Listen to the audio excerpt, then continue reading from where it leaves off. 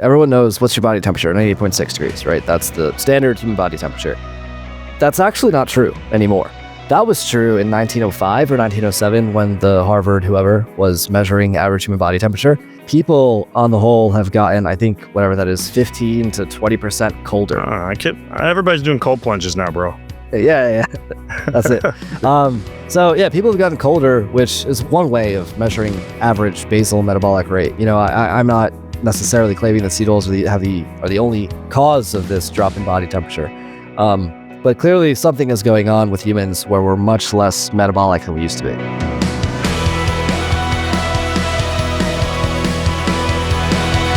It's time to get greasy. I got Anthony Gustin on the show. Anthony, didn't I have you on the show before, like decades ago? It may have been like 2012 or something. Yeah, like forever. And for those of you not familiar with Anthony, he's kind of like an OG in the health industry, former sports rehab clinician turned entrepreneur, author, podcaster, inventor, amateur farmer. I don't know how many hats you wear, Anthony, but you're a prolific person. Also, Anthony's a functional medicine practitioner. He's a board certified chiropractor. He has a master's in science, doctor of chiropractic, and he does a lot in the healthy food industry.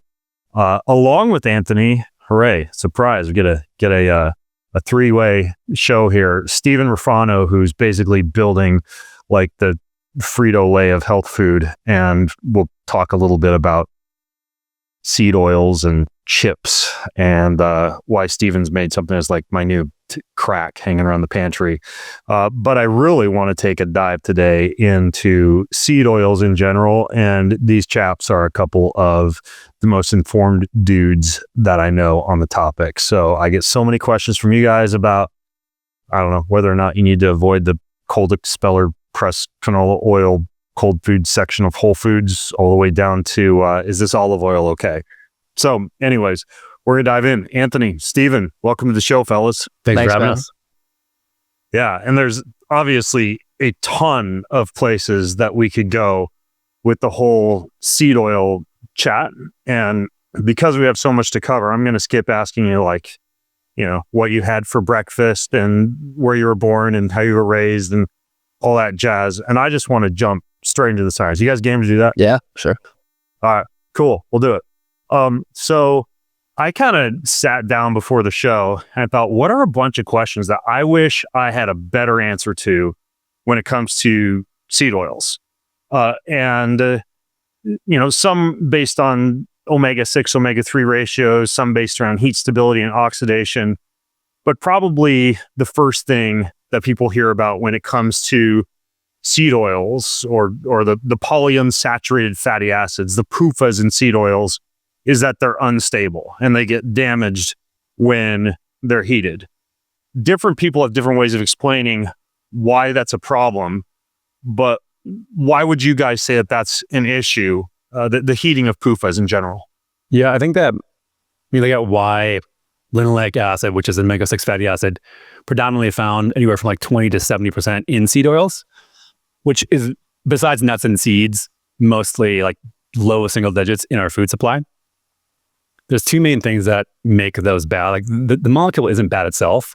It's the fact that it can oxidize really easily and break down into you mean the molecule linoleic acid? Yeah. So it can oxidize itself very easily, but also break down into a bunch of different toxic metabolites.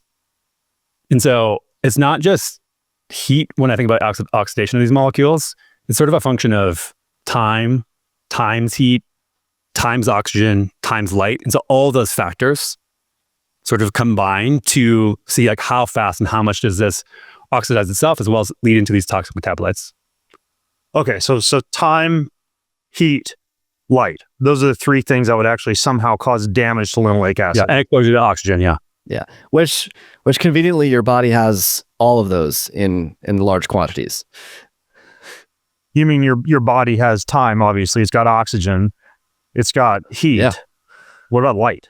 Well, maybe not a lot of light. I mean, well, these days, people like the mitochondria signal each other using forms of red light. Who knows how much light the body produces, right? If you're into gas discharge visualization cameras or whatever, that could be a factor. Well, especially in the skin, right? People talk about seed oils and skin cancer and seed oils and sunburn. Like, you got light there, so somewhere. Yeah, what's going on with that, with the linoleic acid sun exposure thing? So, I mean, there's two ways to think about this oxidation toxic byproduct equation. One is the oils oxidizing and doing this outside of the body and then inside of the body. So when you consume all this stuff, the linoleic acid, because your body's mostly made of fat, will be taken up in the phospholipid membrane, the mitochondrial membrane, and cardiolipin all over the place, different lipoproteins in the skin. So your skin then turns into effectively linoleic acid. And so it takes 2 to 4 years to get that out of most of your cells. Up to like, I've heard some people say 3 months. You said 2 to 4 years? Yeah, 2 to 4 years. The half-life is 2 years. So it could take, if you do the math on a half-life, it'll take 7 years for a 90% depletion. Holy cow. Has that actually been looked at? Like, obviously it's one thing to say it, but is there a way to do like a tissue analysis that, oh, hey, a person ate this, whatever, carbon labeled linoleic acid X number of years ago, and here's where it's at in the tissue? Like, where do those numbers come from? Yeah, I mean, that's exactly how they calculated this. There's other examples as well of tissue turnover. This is just in fat cells. And so there's a study. I'm going to take a list here of all the studies we talk about and then get you a list for the show notes. Oh, that'd be awesome. So let's take a note right now. But yeah, I mean, that's where it was at. It was 700 days for the half-life in general tissue. Jeez. Okay. So that's obviously an issue. And by the way, show notes going to be at bengreenfieldlife.com/seed oil podcast. bengreenfieldlife.com/seed oil podcast. You said one thing there. Everything you just said, made sense, Anthony, except one thing: cardiolipin. The mitochondrial membrane and cell membrane, a lot of people are probably familiar with, but what's the cardiolipin? So electron transport chain. So you have the mitochondria in your cells. It has outer membrane, inner membrane. In between those membranes, you have a bunch of gradients. You have actions that go on. I don't know how crazy you want to get into this, but you have the inner membrane complex 1, coenzyme Q, 2, 3, 4. You have cytochrome C and you have ATP synthase. So electrons flow are along that gradient, and that allows hydrogen to be pumped into the inner membrane, which creates ATP. So cardiolipin is a molecule that's found basically bound up in all of that. Cardiolipin is has 4 esterified fatty acids. Like we know of triglycerides as 3 fatty acids. Cardiolipin has 4. And it's demonstrated that when you eat linoleic acid, so I mean, it might be interesting to just pull back and say, our linoleic acid in our tissues has known to go up considerably over time. Stephen Guyenet did a study where he looked at the rate from about 1958 through 2000, I think it was 16 or 18.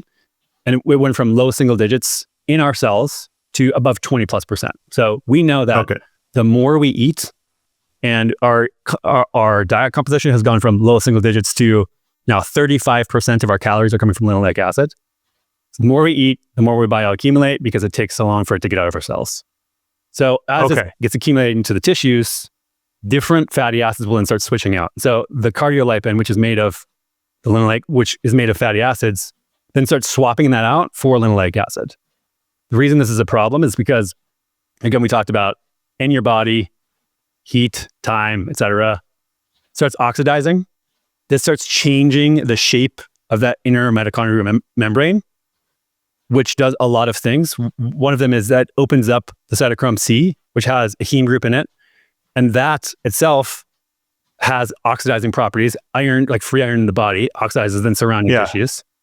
The cardiolipin ends up also becoming effectively like a firecracker. So once it starts oxidizing, it starts producing this toxic metabolite called 4-HNE, which is pretty much only found from eating omega-6 fatty acids. Yeah, I've heard of that. Hydroxynonenal? Yeah, 4-hydroxy-2-nonenal is the technical name of it. And so it starts producing that, which then destroys more cardiolipin, which then produces more. And it's like this firecracker cascade of oxidation in the cell, which disrupts the entire inner membrane of mitochondria. Okay. And I'm sure that people are wondering right now, why the heck would nature even have linoleic acid? Like, why is it if I have an acorn or, a peanut or whatever, that this would even exist if it's so bad? Or is it just the amount? Well, so remember that whole thing about how the body has oxygen and heat and all this stuff? Well, mammals have heat, but other organisms are not warm-blooded. So seeds, where these things are found, seeds, particularly seeds that are in, temperate areas, so places that have winter, they need liquid oil. They need oils that remain liquid when it's cold. It serves quite a purpose in the places where they're found because these seeds need to have some kind of fat. And when it's cold, saturated fats are solid, similar to fish. Why do fish have unsaturated fatty acids? Cold water fish in particular. Well, cold water fish, if their bodies were made of tallow, saturated fat, they would freeze solid and they'd be unable to swim. So right, when you go fishing, you'd just be plucking clumps of fat globules off the surface of the ocean. Yeah, basically with little pieces of fish meat inside. They would not be able to move. So there are useful functions in nature for these types of oils. One of the main features of them is that they are liquid. I've heard it compared to antifreeze almost, because if you put olive oil in the freezer, it'll get cloudy. But if you put seed oils in the freezer, they'll remain liquid. So there are uses in nature for this, just not in human biology. And when you look at what it does to the human physiology of effectively creating damage to the fat cell, and the fat cell causes insulin resistance in the surrounding muscle tissue. And then also, I think you had Brad on, I don't know if you've had Peter Dobromilsky talk about their ROS theory of obesity, which is basically the reactive oxygen species theory of obesity, which is basically saying that eating linoleic acid and some of these fatty acids lead to lowered FADH2 to NADH ratio, which is just a fancy way of saying, again, that input to the electron transport chain, which causes some transient insulin resistance, which when you're eating saturated fat is a good thing because your body stops taking in fat. So why would nature want this? So if you look at the amount and seasonality of foods that contain linoleic acid in high amounts, which is nuts and seeds basically, they drop in the fall. And they're in high amounts only in the fall. I see where you're going here. And so when animals need to pack on weight to hibernate, they want insulin resistance and they want fat accumulation, but it's only in that short period of time, and then they burn through all of that and then don't get it again to the next fall. Works essentially in like a preparing for winter and preparing for hibernation status all day, every day for your entire lives, but never going into hibernation. Well, like with a human, theoretically, let's say I were going to say, okay, well, I'm going to eat seasonally. I love almonds, but I'm only going to have them during the cold months. Would that be a reasonable way to go? Or do you just like forego seeds and nuts altogether? I think if you then also took the natural environment to the nth degree, like I'm also only going to hunt and forage for my foods, and food scarcity is much lower. Therefore, calories are much lower. Like you're going to want to put on that fat. But if you're going to be shopping from supermarkets and have high food availability, it doesn't make sense. And this is also like the colder the climate, the more linoleic acid. So like if you look at latitude, the higher in latitude you go, the more foods have higher amounts of linoleic acid for the plant physiology itself, but also to pair with the mammals there that eat those products. Same thing with the cold water fish. The Vikings have access to cod, or the Eskimo have access to salmon or something, all of which are super high polyunsaturated fat content foods. Those are unique to a certain place and time of year. And conversely, if you go to the tropics, right, what kind of oils come from the tropics? Coconut oil, palm oil, all these are very saturated oils because in the warm weather of the tropics, they're liquid all year round. So the place and time where you're eating and the relation and how much that affects you, right? If you live in a car or if you live in a house with heat and you get in your car that also has heat and you wear warm winter clothes, like are you being as affected by the seasonality as your hunter-gatherer ancestors may have been? Probably not. But all of those factors should be taken into account when thinking about what I'm going to eat and when I'm going to eat it. Okay, so I could just imagine somebody let's say Lane Norton on YouTube next week saying, "Hey, heard on the Ben Greenfield show, don't eat nuts unless you're snowboarding or you're going to have a heart attack." Right? Do you guys really just like not eat seeds and nuts unless you're in a state of extreme hypocalorism or cold? So I think there's a big difference between eating seeds and nuts and eating seed oils, right? That's kind of the issue. So that's probably an important differentiation here. So please, but we're just I think illustrating why they're there in nature and what purpose they serve. But I mean, again, the dose makes the poison, right? Am I going to eat an almond and freak out? Of course not. But when you not that almond oil is very common seed oil, but the amount of almonds you would need to produce 1 tablespoon of almond oil are more almonds than you would eat in an entire season, right? And then people consume that or several times that on a daily basis. Wait, say that again? So the amount of whatever seeds that the oil comes from that you would need to produce 1 tablespoon of that oil is more quantity of those seeds than you would eat in any reasonable time frame. right? So you're arguing more for the concentration and volume and the extreme concentration that we find in oils. You're not saying don't have a handful of nuts. Correct. Absolutely. Yeah, and naturally occurring linoleic acid in food also contains things that help reduce the oxidation. So nuts also known to have a high amount of vitamin E paired with that. There's also a study at Consent that shows that egg yolks that have higher amounts of linoleic acid also have these things called hydrosylates that protect against the oxidation of linoleic acid. Right. And choline that can help to protect neural cells, for example. The brain is made up predominantly of DHA, which is a highly unsaturated and therefore unstable fatty acid. But the brain also tightly controls the oxidation that happens in your brain. All right. It's I think that it's called oxygen tension. The oxygen tension, aka the partial pressure of oxygen in your brain, is lower than other parts of the body. Glutathione and other antioxidants are directed towards the brain in order to keep that fat stable. It's supposed to be there. That's fine. The problem is that the seed oils in these artificial extracts are concentrated and they're removed from the context that they naturally occur in, which makes them very dangerous, right? If you keep the vitamin E, if you keep all these antioxidants, you keep all the other nutrients, you eat them in low doses, is it going to kill you? No. But when you extract them and remove them from that context of, that safety net, basically, then that's where the problems arise. Okay. I'm tracking. Playing devil's advocate here, I've seen, I don't know how good this data is. You guys probably know better than me. Areas of places like Japan and some parts of Asia, or even components of the Mediterranean diet. And some people in Mediterranean regions have really good health outcomes, but somewhat high seed oil consumption, or at least seed oils are a part of the diet. How do you reconcile that data with claims that across the board seed oils would cause issues? Yes, there's two things. Let's do Asia first and then the Mediterranean. Asia has 27 of the top 50 countries by diabetes rates per capita. North America has 2 countries in the top 50, and they are Mexico and St. Kitts.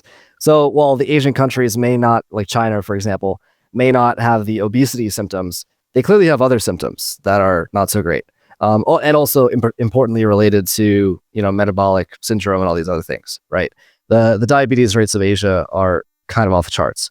The other thing is that the seed oils consumed traditionally in most Asian countries, like you go to a Thai restaurant, what do you get? You get pad Thai. It's fried in or tossed in peanut oil. Peanut oil happens to be one of the lowest concentrations of linoleic acid of any seed oil. So good, because I used to fry my turkeys in it for Thanksgiving. Yeah, no, there you go. And so, I mean, not that I would, go and eat a whole bunch of Five Guys French fries. However, the fact that they use peanut oil does make it much safer than someone using soybean oil, for example. So I think for Asia in particular, it's not, they may not be fat, but they are unhealthy in other ways. And also, insofar as their traditional cuisine does contain seed oils, those seed oils have lower concentrations of linoleic acid. As far as the Mediterranean diet is concerned, I can't think of any traditionally consumed seed oil in Mediterranean countries. Like, the health outcomes in Mediterranean countries may still be high today, but they're getting worse by the year. And their food quality is also getting worse by the year. Seed oils were, industrially produced seed oils, what we're talking about here, were invented in America. And there was a very long and drawn out scientific argument between the American Heart Association and their corresponding doctors and researchers in the UK that cholesterol and saturated fat were, even bad for you. The British doctors maintained that saturated fat was good for you up until, I think, the 70s, after 20 years of fierce scientific, battling. Of course, science funded by the seed oil companies themselves.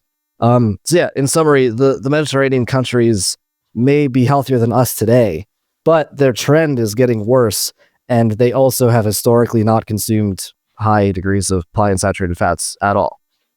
Yeah, that's why the croissants taste so much better in Europe. Yeah, they're legally mandated to be made with butter. Had a croissant for breakfast like every morning. Yeah, they're just made with butter. They're incredible. Yeah. And I have something to add on the Japan front, which is, there's another study I can share here. I think Eldheim, 2014, where they took 3 groups of mice and they were fed 1% linoleic acid diet, 8%, and then 8% linoleic acid, and then 1% omega-3.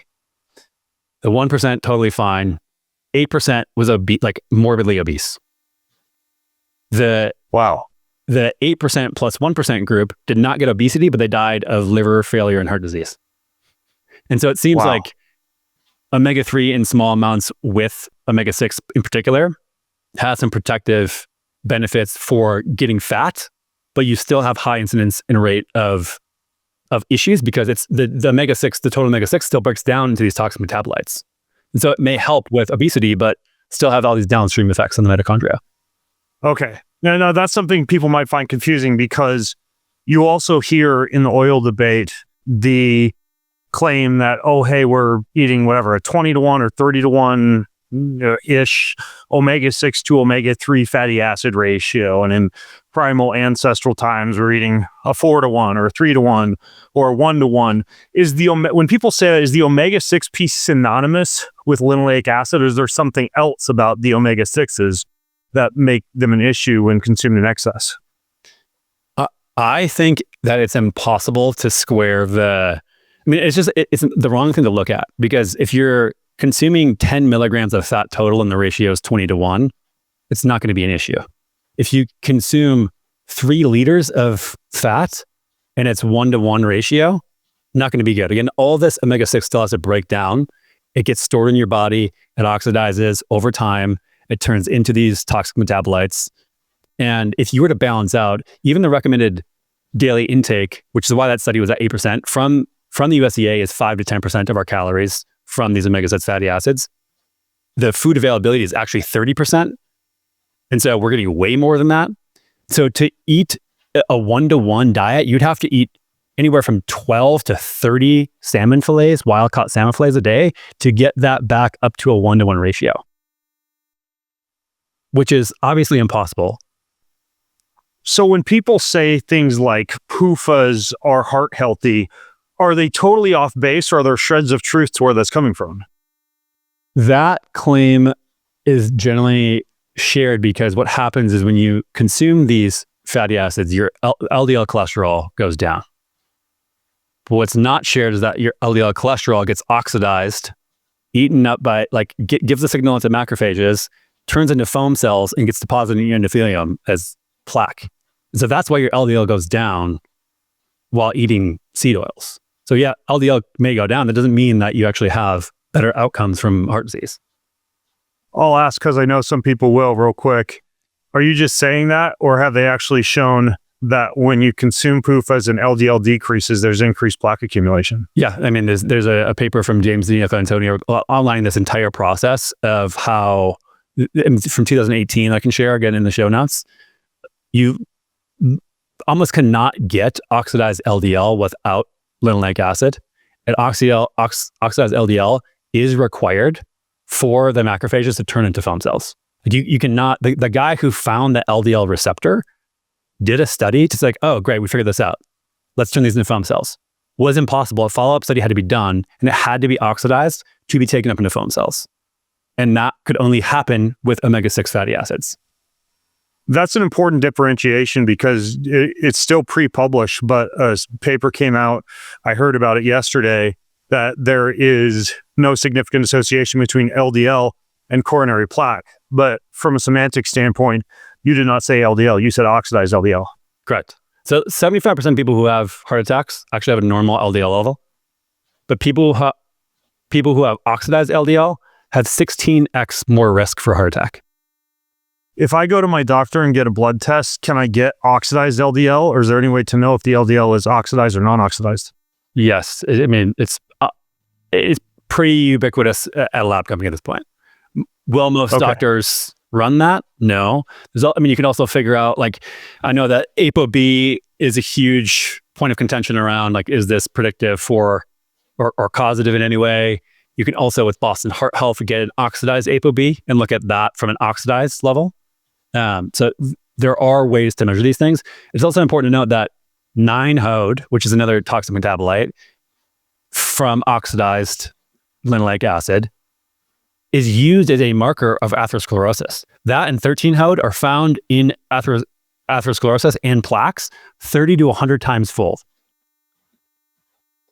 If I didn't have a lot of money to throw around, let's say, and my doctor ran just a basic blood panel on me, and my LDL was elevated, if I also had elevated levels of inflammation, because most basic affordable blood tests are going to tell you CRP, for example, maybe homocysteine, do you think you could draw a reasonable conclusion that if you have high levels of inflammation, that some of your LDL, if elevated or not elevated, I suppose, is getting oxidized? Yeah, I mean, this work comes to be like a very complicated web of inflammation and how that gets distributed through the body and how it affects different pathways.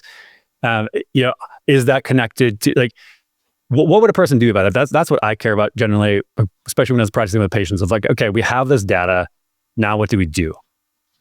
And the thing that's very easy to do, just to see afterwards, do you still have these oxidized levels of LDL? Do you have higher levels of inflammation? Or do these things go down? Is reduce things like seed oils, high amounts of omega-6, eat a more real food diet.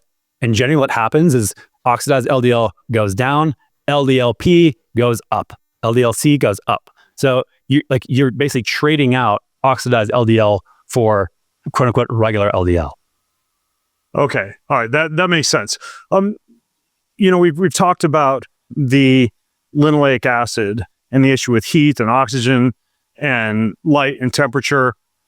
But when it comes to seed oils, I've also heard it's not just the fats, that there are also toxins in them somehow related to the way that they're created or processed. Is that true?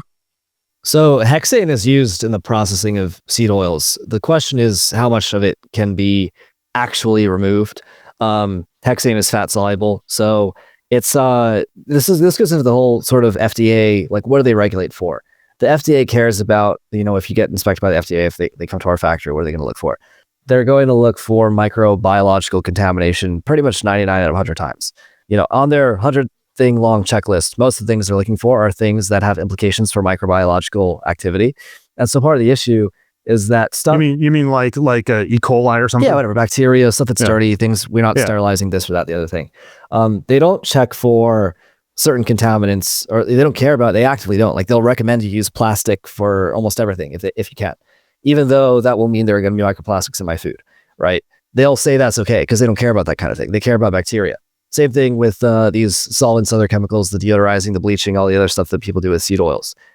If it doesn't cause a bacterial outbreak and it doesn't kill you dead instantly in a way that's like very easily tied to the cause, like this cause and effect relationship, their standards for it are, they basically don't care that much about it.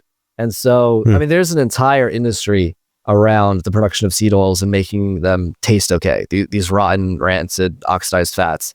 There's an entire industry that's developed around this in food production. And what they can do, like what they do is the FDA doesn't care, right? Because we operate under this model of generally recognized as safe in the US. So in order for a food item or something in production to not be used, I, the person complaining about it, have to go and prove that the thing is unsafe. And until I do that, the manufacturer can keep using it. Versus somewhere, in Europe, for example, it's the burden is on the manufacturer to prove that the thing is safe before they start using it.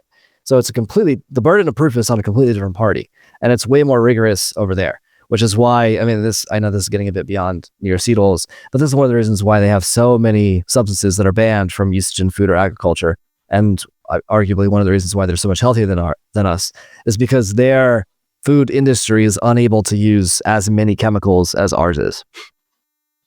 So if somebody like the Food Babe says, whatever, there's aldehydes and toxic metabolites of processing in your seed oil, and I were to go test it, or I were to look at, epidemiological data showing accumulation of those compounds in actual tissue, is it overblown or is it an actual issue? Like is this stuff actually accumulating beyond just say damaged linoleic acid? So the aldehyde and toxic metabolite is sort of like the downstream issue of linoleic acid itself getting oxidized and breaking down. And then there's another issue, which is like unequivocally, the more we consume, the more we have in our body, and unequivocally tied to enormous amount of downstream pathologies. Like it is just very, very clear. I don't know why anybody argues this. There's entire journal episodes of like scientific journals, entire journals dedicated to H&E and how that affects the body, which we get into. But so that's like very clear. It's no one should question that if they look at the literature. The second one, I actually sort of like don't think that a lot of the processing in itself adds to a bunch of extra toxins, because for example, like the bleaching agents are are mostly clay. It's a clay from the earth that like filters through. The solvents, I think there's a fair argument that they don't actually end up in the food itself. There are things like TBHQ, which is an artificial preservative. So like I was saying before, food has natural things like vitamin E, choline, et cetera, to protect from the oxidation. A lot of food manufacturers will add in TBHQ, which has been shown harm in humans. Like that is one of the things. However, I think it's more but just the sheer amount that we're getting in the processing, changing the food to such that we cannot use our senses to be repulsed by it. So for example, we know this process happens in fish very easily. So the omega-3s and 6s in fish get oxidized very easily. And this is why when we take fish that's been in our fridge for a week, we haven't cooked it, smells rotten and smells fishy. Right. So, or the Costco fish oil has been sitting on the shelf for 3 months. Exactly. And then like our nose and our eyes and our taste and we have all these senses to tell us without an RCT, without human RCT data, don't eat this food.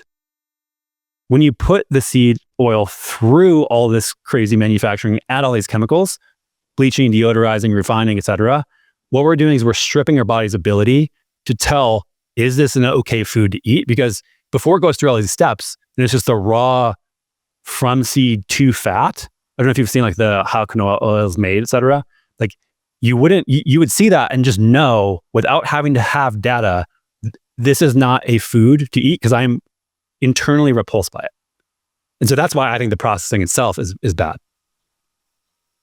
So this just makes me think, like, if we were to change the processing and go with healthier options, before we recorded the show, I asked you if you were still involved with that company, 0 Acres. I interviewed them. It was fascinating. They figured out how to use some process of fermentation to actually produce like a healthy oil. It didn't seem that scalable from an affordability mass population standpoint. If we aren't processing these ingredients at mass scale, from the standpoint of actually having enough oil to go around for restaurants, cooking, et cetera, like, do you guys see that having economic implications? Yeah, I mean, this is a huge issue in our food system overall, is that we're depending on these large monocrop, large multinational corporations to drive food prices down. We've gone so far away from having diverse small farms that can handle resiliency and produce more food per acre. I think like we're truthfully in a quagmire, but the way out is not continuing what we're doing. We need to start going backwards and finding more resiliency in our food system on all fronts, on a scalable front as well as on a non-scalable front. And we can't keep doing it. At the same time that this is happening, right, we're monocropping and pesticiding our way to obesity and early death. Billions of pounds of beef fat are being turned into biodiesel or soap or whatever in this country because there's no real use for it. Even though obviously grass-fed pasteurized beef is superior to factory farm is that beef. like tallow, Steven? Yeah. Is that what you're talking about? Yeah, exactly. So every cow has fat, and because we don't use tallow in our food system, the fat goes somewhere. And so the processors like Cargill, right, which does $100 billion a year in revenue, it's the largest private company in either the world or America. They do a staggering proportion of all beef processing in this country. The fat that comes off those cows goes straight to biodiesel. It's not even it's not even sent to a USDA, food approved facility. It's just going straight to industry. I mean, as far as I can tell, there's much more petroleum around and much other ways, much better inputs for the diesel system than taking valuable foodstuffs and not eating them because we're obsessed with this, low saturated fat, whatever. So you could scale diesel without tallow and free up more tallow for the food supply. For is sure. that what you're saying? I mean, they're just doing it because they don't know where else to put it, right? The places where you could put large quantities of any sort of fat, whether it's animal fat or anything else, you can turn it into biodiesel. You can make soap out of it, or you could eat it. Those are, I know your chips are made with tallow, but what about vegans and vegetarians don't want to have beef tallow as an oil? It's still an issue, yeah? I mean, vegans and vegetarians, vegans in particular, make up less than 3% of the American population. They're not that large of a group. If we want to send all our olive oil over to them, they can have it, go for it. But for the rest of us, good trade. Yeah. Trade our olive oil for extra beef tallow. Yeah, exactly. They can have the palm oil. Like, go ahead, right? Yeah. I was in El Salvador about a year ago, and we learned basically the country's just overflowing with coconut palm trees, but they don't have the infrastructure to turn that into, oil and other coconut food products. But it's an entire country, hundreds of millions of acres. I don't know, millions. Yeah, that could produce tons of oil. Yeah, tons of oil. Palm oil doesn't fit into the category of the high linoleic acid oil that we're talking about, right? It's a tropical oil. It's highly saturated. Yeah. That being said, it's production, deforestation. There are other implications, but from what we're talking about here, palm oil is not unhealthy. The thing I don't understand here is that there are foods that if you want to eat fat, and I don't need to prescribe anybody a high fat, low fat. Like I think humans are omnivores and they have a wide range of where they feel good with between high fat and low fat. So I don't think there's like one magical human diet. But if you want to consume any sort of fat, whether it be animal or plant-based fat, there are naturally occurring, easy to obtain ways to get that fat. All of avocado, like avocados, palm, like you can press the fat out of these things. Sometimes with your hands, other times with like a simple mechanical press. Obviously, animal fat is like straight out of the animal. You don't have to do anything to it. So dude, even with that, if I didn't buy any oil, because extra virgin olive oil and avocado oil, macadamia nut oil, it is kind of expensive and it's kind of a pain in the ass to try and figure out how to like press your own nuts to make oil. If I had no oil, you guys, and again, we're an omnivorous family, there is so much like bacon grease left over from my son's making breakfast, to drippings from the meals we make at dinner at night, to the fat from the different beef cuts, chicken skin, etc.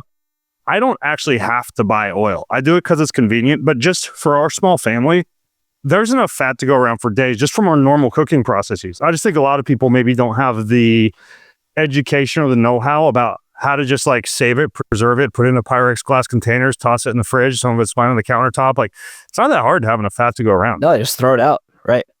Which is exactly what happens at a massive scale in our agricultural system, right? They just throw out the beef fat. I mean, if you get a chuck roast, which is one of the cheapest cuts of beef you could possibly obtain, cook that in the oven once a week, you'll have more than enough tallow leaking off of it as you cook it for the entire rest of your cooking and for the rest of the week. Right, and probably half your personal care products. Yeah, exactly. The hard part as well is I think we had a bifurcation when Ansel Keys had a 7-country study come out and we started demonizing saturated fat. Because what happened is we now have 60, 70 years of a food system that uses these oil byproducts as food ingredients. And I mean, even McDonald's until the 90s used tallow. Like there was a supply chain for it. But because we went so far away from that, now farms, when they produce cattle and slaughter them, like Steven said, like Cargill buys all this stuff. We don't have the farm animal fat to consumer pipeline and distribution system set up the same way we have the seed to seed oil distribution set up like we do now. So our food system is very hard forked in one direction, and that's going to be an enormous problem, which is why Steven and I both want to have impact on supply chains with the businesses we're doing, so that way we can get back to using more traditional fat. Yeah, there's no issue with raw materials. It's merely an issue of the infrastructure, the institutions that humans have built over the past 7 decades do not allow us to make good use of the raw materials that we have available to us. And like Anthony said, like part of what we have to do is go rebuild that so that instead of setting off the fat for biodiesel, we can put it in jars, stick it in restaurant fryers, and not have to worry about this anymore. Wow. I want to go back to biochemistry and biology for a second. And the whole calories in, calories out equation. Because briefly, a thought crossed my mind was when Anthony was describing how linoleic acid can kind of, gum up metabolic machinery, to use the highly scientific term, that could potentially imply that someone who is consuming seed oils could be eating the same number of calories as someone who is consuming no or less seed oils and burn those calories less efficiently. Am I on the right path here? There's so when you talk about like fat gain in general, is that sort of where we're going here? It's like I think just taking a step back and understanding that the flux of fat in and out is not as simple as calories in, calories out. But even if it were, there's a very clear mechanism. Even if we're taking out this like machine, like the metabolic machinery getting destroyed, causing insulin resistance, damaging the fat cell, which again, there's like very clear evidence on that. Even if we take all that out, we have yet another mechanism in which high amounts of linoleic acid lead humans to eating more food. Okay. You mean like an appetite control mechanism, or it's affecting leptin or ghrelin somehow? Yeah, there's this study. Michael Eads talks about this. He has a great little talk on YouTube where he part of it, he goes into the study where they fed a bunch of kids different combinations of carbs and fat. So there was a carb plus either a saturated or an unsaturated fat, canola oil or butter, basically. And he told the kids, hey, eat however much you want, and then tell me when you're full. Stop eating when you're full. And they measured the amounts of calories that the kids ate, depending on, what the combination was. And they found about a 300 calorie difference in the amount that people ate, that the kids, again, not even adults, 300 calorie difference in the amount that kids ate when it was carb plus saturated fat versus carb plus unsaturated fat. And of course, the kids ate 300 calories more of the unsaturated fat, the canola oil plus potato combination. But when they had butter and potatoes, they ate 300 calories less. So imagine a 300 calorie differential in the amount you need to actually feel satisfied. If it's an adult, maybe it's 400. Who knows how many calories it is? 3 times a day, 7 days a week, every single day, every single week of your entire life. You're eating more in order to feel full. Yeah, and that's intuitive to me. Like saturated fat could be more satiating than unsaturated fat. I've certainly experienced that. But what I'm asking is, if I'm eating a high seed oil diet, and let's say we have some of that 2 to 4 year bioaccumulation you're talking about, maybe cardiolipin has changed or the mitochondrial cell membranes, does that affect how efficiently I can burn the calories I'm consuming, such that if one person is eating 2,000 calories a day and a high seed oil diet, another person is eating 2,000 calories a day and a low to moderate seed oil diet, that the former person would have a more difficult time burning those calories? Yeah, it's a good question. I would say yes. I mean, I think that Brad, Peter, Tucker Goodrich, et cetera, would be able to go into like exactly how with the mitochondria breaking that would tie out. But even when you look at how, like, I wish we had very clear human RCT data, and we can talk about like the broad issues with having enough inputs and outputs from a data perspective for seed oils. And one of the big things here is we don't have a population that hasn't eaten seed oils compared to a population that has in some of these markers. And even if it's difficult to replicate in long-term research. You could do a 12-week study and I don't know how much Joe, And so for example, like if we all smoked for 30 years and then one group stopped smoking and the other group kept smoking, and then we compare lung cancer rates between the two of them, they would be the exact same. Conversely, if we took 2 groups that had never had any exposure to cigarettes and they smoked for a year, there would be also no difference in lung cancer rates. And that's kind of like what we're looking at here for seed oils. Like, it's not an acutely toxic thing to have all this oxidation in your body at one time. Same thing like smoking a pack of cigarettes for a year is probably not going to be that damaging to most people because our body has ways to process and deal with these downstream issues. But then there's a threshold in which we have oxidative stress where we no longer can deal with all of this stuff, with all of the H&E buildup, with all of the 13-HOD buildup and NDA and all these other toxic metabolites that increase over time. But even beyond that, like I was talking about with the ad libitum feeding, which is how people eat. Like, people don't eat in a metabolic ward. People eat, like, very few people track all of their calories and do that way. That's not how people generally lose fat. Again, my clinical experience is anytime I would ever try to have people on like a very strict tracking their nutrition, no one would do that. It's like the compliance rate is so incredibly low. People are busy, they don't have time. And so people eat generally ad libitum. Like, when are they full? When are they not full? And there's direct mechanisms here of when you have increased linoleic acid, which converts to arachidonic acid, which converts to 2-AG and AEA, which activate then our CB1, our endocannabinoid system, the same exact way THC does, which upregulates appetite and basically gives you the munchies. The same exact pathway. Wow.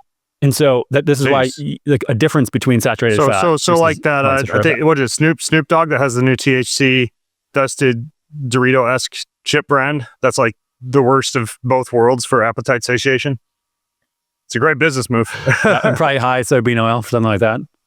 Double whammy. Yeah. The theory that I'm familiar with to answer from my perspective on the question, Ben, is from Dr. Kate Shanahan in her book Dark Calories. The theory I'm familiar with to answer this question is that when you put polyunsaturated fats, linoleic acid in your mitochondria, all of these oxidation byproducts are very toxic. They're damaging. They destroy cellular infrastructure. The mitochondria get damaged, so they're not able to operate at full capacity. And so as mitochondria are unable to produce as much energy as they should be, and they know that this toxic fat is causing them to become further inefficient, the cells, for lack of energy, end up pulling glucose from the blood. And because they end up pulling glucose from blood sugar drops, and then you feel this hunger pang, you need to eat, right? Hypoglycemia, all that stuff. And then you have this constant war with your own mitochondria. Your cells are trying to get energy, trying to burn the fat that you're eating. They can't do it well because they either, tear themselves apart, these little turbines blowing themselves apart, you can imagine. And so then you end up stealing more and more blood sugar from your blood, and then that feeds this whole chain of insulin resistance and whatever else. Yeah, that's that makes sense. It's I don't think it's rocket science to understand how it would affect appetite, satiation, and insulin resistance. My mind was just going to whether or not long term you see an appreciable decrease in metabolic rate, very similar to what you'd see with something like thyroid dysregulation, right? That would result in kind of a defiance of the whole CECO equation. Well, I think we do. And so the interesting thing, I learned about this a few months ago. Everyone knows what's your body temperature, 98.6 degrees, right? That's the standard human body temperature. That's actually not true anymore. That was true in 1905 or 1907 when the Harvard whoever was measuring average human body temperature. Average body temperature today is 97.5 degrees in America, whatever, in the West. People on the whole have gotten, I think, whatever that is, 15 to 20% colder. Everybody's doing cold plunges now, bro. Yeah. That's it. So yeah, people have gotten colder, which is one of the better ways or one way of measuring average basal metabolic rate. And so if everyone's gotten colder to such an extent, I'm not necessarily claiming that seed oils are the only cause of this drop in body temperature. But clearly something is going on with humans where we're much less metabolic than we used to be. Yeah, but if you were right, Steven, it would be fascinating because maybe the body's down-regulating its temperature so the seed oils that they're getting more of cause less damage. Back to what we talked about which I highly doubt, but yeah. Okay. So over Thanksgiving, I was down at my mom's coffee shop, and she's notorious. I love my mom. She listens to some shows. She knows I love her when I say stuff like this, but she's notorious for saying, I got this. It's organic. You can eat it. Like it could be like a cigarette. Like, this cigarette is organic. It's fine. And so she's like, I have these great organic tortilla chips. And I'm like, Mom, go look at the label. And she's like, why? I'm like, you have to look beyond organic. What kind of sugars are added? What kind of fillers are added? Is the corn GMO or non-GMO? What kind of oils are added? And sure enough, we look at the label, it's corn oil. I think it was 3, corn oil, sunflower oil, and safflower oil. And chips are obviously a notorious source of oils that are high in these linoleic acids that we talked about, these vegetable oils and processed seed oils. So when it comes to chips, Steven, this question is probably perfect for you. There's some new ways that chips are being made that I do want to dive into because I've got potato chips and tortilla chips now at my house that are like freaking crack. Everybody leaves my house and like steals a bag because they're so incredible. And I want to know what goes into these actual bags because I think you're kind of like the mastermind behind this seed oil free chip project. Yeah. So good question. I mean, obviously there's more to it. Or there's a lot of things to it, fillers and all these things you mentioned, but chips have 3 main ingredients. There's a carbohydrate, there's an oil that they're fried in, and then there's whatever seasonings you have, salt, peppers, whatever. So like you mentioned, you want organic, non-GMO corn as for tortilla chip, for example. All that's great. Nixtamalize it, which is the ancient, Mesoamerican practice of making corn more digestible. What'd you say? Nixtamalization.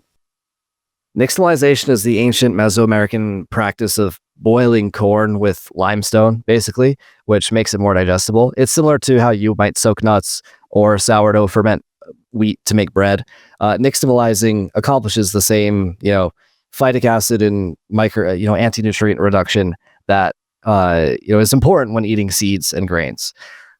So that would be like nixtamalization to corn would be like sourdough is to bread? Exactly. Or like fermentation is to bread? Yeah, or soaking is to nuts. Okay. Exactly the same. Okay. So yeah, all that's important.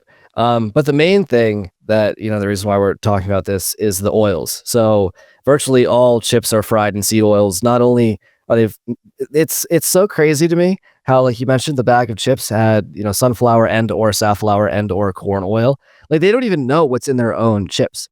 all these oils are such Right, you're right. It does say and or. Yeah, It's like, it's we like- don't know, but there's oils in it's there. literally such indistinguishable trash that it might as well be one, it might as well be the other. No one cares, because they're all the same garbage. And these people, like these giant factories, pump out chips by the God knows how many billions of bags a month, and no one even knows what's going into them, which is insane. Yeah, all those oils are high in linoleic acid. So instead, for I believe, if I had to guess, the chips that you're speaking about, Moss chips, we fry them in grass-fed beef tallow, which is important for two reasons. First of all, it's not linoleic acid, it's not unsaturated fat, it's saturated fat. And saturated fats don't have this oxidation problem like unsaturated fats do. So we don't have any of those downstream effects, the 4-HNE, all of the oxidative byproducts like the metabolic disorder, all this, the satiety, all these things we talked about don't apply to a saturated fat like beef tallow. The other thing is that beef tallow is a nutrient-dense food. Seed oils, in addition to being toxic, have no vitamin content of note. There's nothing to write home about. Plant oils I didn't in even general. think about that. Yeah, plant oils in general. Even, So like beef toy would have more like vitamin A, D, E, K, the same stuff you're eating, whatever, yeah, liver for. same thing that you're eating any beef products. Wow. Yeah, conjugated linoleic acid, which is not. That's funny. There was conjugated linoleic acid in my pre-workout energy drink this morning because it's used as a workout aid. It's not the bad kind that's found mostly in dairy fats and stuff. But Yeah. So not only does it not have the toxic stuff, it also has vitamins. It's like you're eating your grass-fed beef fat from a steak or something. So that is the original frying fat, right? If you think about Belgian French fries, Belgians invented French fries in the 1800s. What do they use? They used beef tallow because that was what was available, and that. So RFK is trying to get McDonald's to use again. Exactly. That's why McDonald's became so popular. And this is an important dimension because people will talk, people like us will talk about, this is healthy, this is not healthy all day. But what matters for the 95% of, say, normal people is that the food they eat tastes good and satisfies them. And so while there may be people who are interested, in health above all else, which is great and fine, and that's, I think a lot of us here, the average everyday person is going to eat what tastes good. And stuff fried in beef tallow tastes way better than a corresponding. Yeah, it's kind of dangerous because your chips are not only like way thicker, so the mouthfeel is incredible and they don't get soggy, but they do taste really good. Like calories are calories. I'm still conscious when I grab a handful of chips. I'm like, these things, I will mow through a bag if I'm not careful. Yeah, and they taste good, which is, I think, great because if we're replacing this in the diet, if we're replacing the crappy chips in the diet of 95% of Americans with something like this, they'll eat them. They'll snack on them. That's whatever, but they won't be. It won't be actively contributing to their metabolic dysfunction, causing their low metabolic rate and the obesity and all this other stuff. And they'll enjoy it too, right? One of the hard sells about diets in general to people, whether it's keto or gluten-free or carnivore or vegan or whatever, is that the diet doesn't taste good. You have to have extreme amounts of willpower and some amount of, masochism almost in order to maintain yourself in some diet that's unpleasant. Some people can do it. Most people won't do it. And so if we want the mass of people to be healthy, their health foods have to also actually taste good and satisfy them. So if I get the Moss original flavor, let's say, I think it's like a red and white bag. Yeah. What are the actual ingredients on the label? Organic corn, grass-fed beef tallow, and sea salt. And what do you do as far as the sea salt goes? Because some people talk about, microplastics, metals, things like that in sea salt. Yeah, well, we use, there's no one salt that will satisfy everyone, right? We use Redmond sea salt, which is microplastic free because it comes from. That's a good brand. Huh? Yeah, I've seen some of the lab sticker analysis from them. It's good. It's clean. Yeah, I mean, we like it. I think it tastes I think it tastes good as much as salt can taste different from other salt. I think it tastes good. But yeah, it's pure ancient sea salt. There's no microplastics or anything. And yeah, the organic corn, at least as of right now, is all grown in New England, which I think is somewhat important because not only you can have organic fields anywhere, but part of the issue that organic farmers face is if your neighbors are all pesticide farms, their pesticides will blow onto your land. And so it's a huge So you have to choose the state so that you're not near farms that are using herbicides and pesticides? It's definitely something that we have to think about. Yeah. Wow. It's crazy. Anthony, have you tried the potato chip? Because the Mosses are the tortilla, but then they have the Vandy's. Yeah. Have you tried those? Absolutely. Dude. Yeah. What do you think? I try to keep that stuff out of my house. Not because it's bad for me, but because I will open a bag and then it will be gone within 5 or 10 minutes. Yeah, and correct me if I'm wrong, Steven, but it's a similar philosophy. You use the beef tallow, but then you don't have to nix. No, you don't have to nixtamize. You don't nixtamize potatoes. Yeah, it's just we rinse them to get some of the excess starch off, which if it's in the fryer, it'll get brown and kind of burnt. And so there's some, you don't necessarily want to eat too many like burnt things. So we do a little bit of rinsing to the potatoes, in filtered water, of course. But the potatoes come from Idaho, and we get our potatoes thus far from the longest standing organic potato farmer in Idaho. Oh, no way. Yeah. Wow. Yeah. I was born in Idaho, moving back to Idaho in about 20 days. Oh, nice. So, what I figured out the other night, because I was making burgers. A friend showed me, this is way back in college. He's like, check this out. And he took crackers, in this case, they were just saltines, and he crumbled them up in his scrambled eggs. And he made scrambled eggs with crackers, and it tastes incredible. It like makes it more fluffy, and it increases the density and the mouthfeel. And it was later in college, I tried it with hamburgers. Right, I actually crumbled up, not the crackers, but chips, potato chips. I think I was just using whatever, the Lay's or whatever in the hamburger. Incredible. So then 2 weeks ago, I took about half a bag of the Vandy's original flavor potato chip. Because now you have, what's the second flavor that you have now? Smokehouse. It's a barbecue flavor. Yeah, smokehouse. So my wife says you guys got to do sea salt and vinegar. We're working on it. But anyways, crumbled a bunch of that up, rubbed it into the burger, formed the patties, and made the burgers. Dude, you guys, so good. Because it's something about the texture and the flavor of the potato chips kind of seeps into the burger while you're making the hamburger. It's incredible. With a side of chips as well, or what?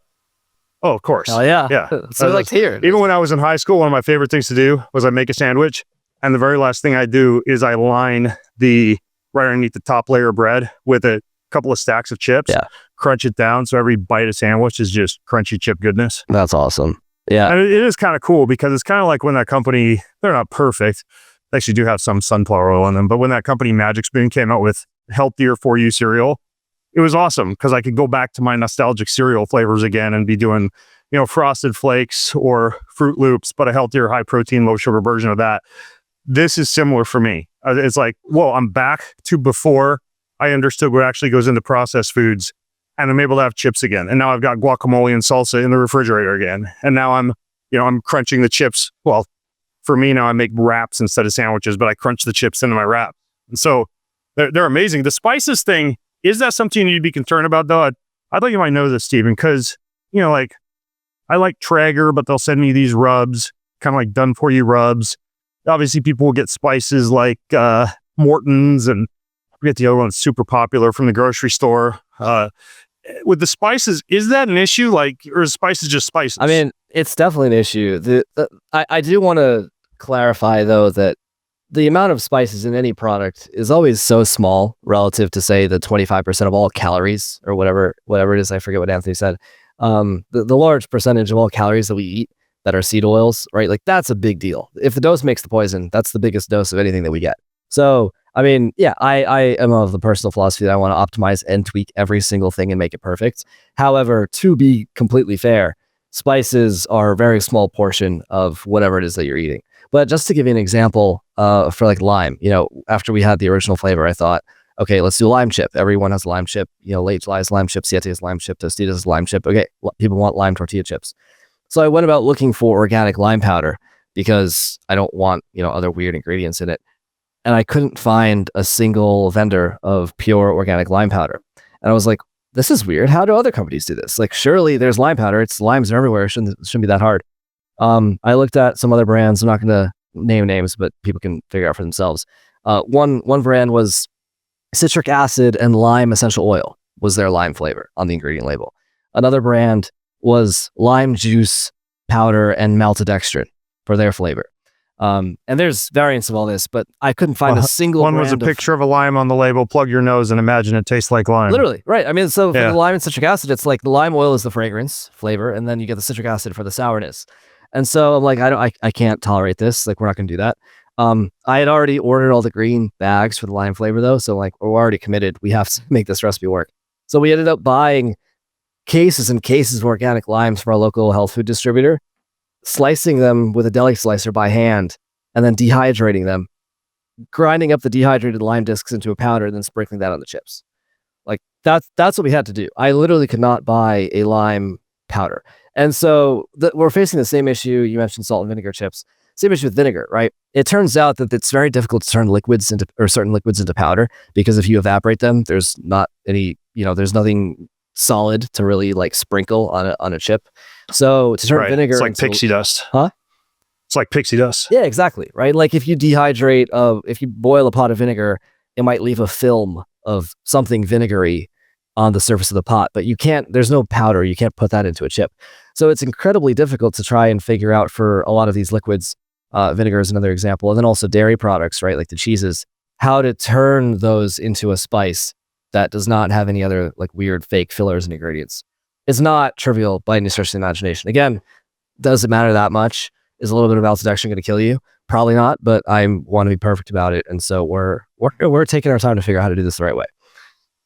Yeah, well, I mean, the flavor is incredible, and I didn't know you guys were doing a potato chip. When a potato chip showed up at my house, I was over the moon because I like potato chips even better than tortilla chips. So in case people didn't get the name, I'll link to it in bengreenfieldlife.com/seed oil, but the tortilla is masa and the potato one is Vandy. Yeah, masachips.com, MASA, and then Vandy, VANDY, crisps.com. Okay, and there's 2 flavors of Vandy's? Yeah, right now. Yep. And what are the 5 flavors of the masas? Masa's original, blue corn, lime, carbonara, which is a spicy, savory, kind of like a Dorito flavor. And then there's churro, which is quickly becoming a very big fan favorite. Churro crumbled up on top of coconut vanilla ice cream. If you guys tried that yet? Yeah. We churro and ice cream. We did You can literally dip a churro in the ice cream like salsa and have like a dessert chip dip. It's far too good. Yeah, there was a grocery store in New York that makes healthy soft serve ice cream. The only place I've ever seen that has soft serve ice cream without your crap which in it. is soft enough to not break the chip. Yeah, right? and they served it with like if you go to Italy and get a gelato, you have that waffle cracker thing in the cup of the ice cream. Yeah, they put a churro chip in the ice cream. It was very good. Dude, guys, it's only like 11:45 and I want to go eat lunch now. Well, obviously a lot here, especially when it comes to the science. And Anthony, you mentioned you'd be kind enough to send me some studies. I will totally put those in the show notes. If people go to bengreenfieldlife.com/seed oil podcast, I'll put links to the the Masa and the Vandy stuff. It's in some groceries. Is it in Whole Foods yet? Not yet. We'll be in a few in the Northeast in Whole Foods early next year. Amazing. But not yet. People at Whole Foods talk to people because they need to be there. Yeah.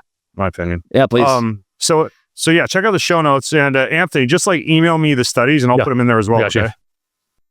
You guys, this has been incredible. You answered so many questions in a very concise and efficient manner. So I really appreciate it. Thanks for having us on. Yeah, thanks. Appreciate it. All right, folks. Well, I'm Ben Greenfield, one with Steven from Ancient Crunch and Anthony from all over the health world. Signing out from bengreenfieldlife.com/seed oil podcast. Have an incredible week. Hit subscribe, leave a ranking, leave a review if you got a little extra time. It means way more than you might think. Thank you so much.